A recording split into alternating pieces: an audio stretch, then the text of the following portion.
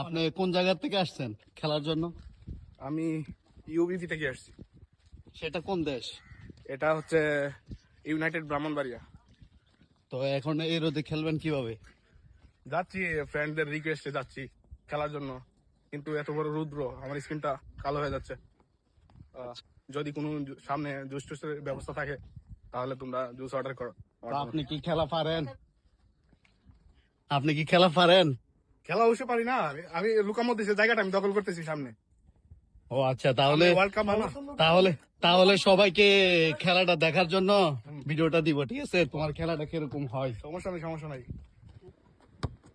ঠিক আছে। আয়, আয়, আয়।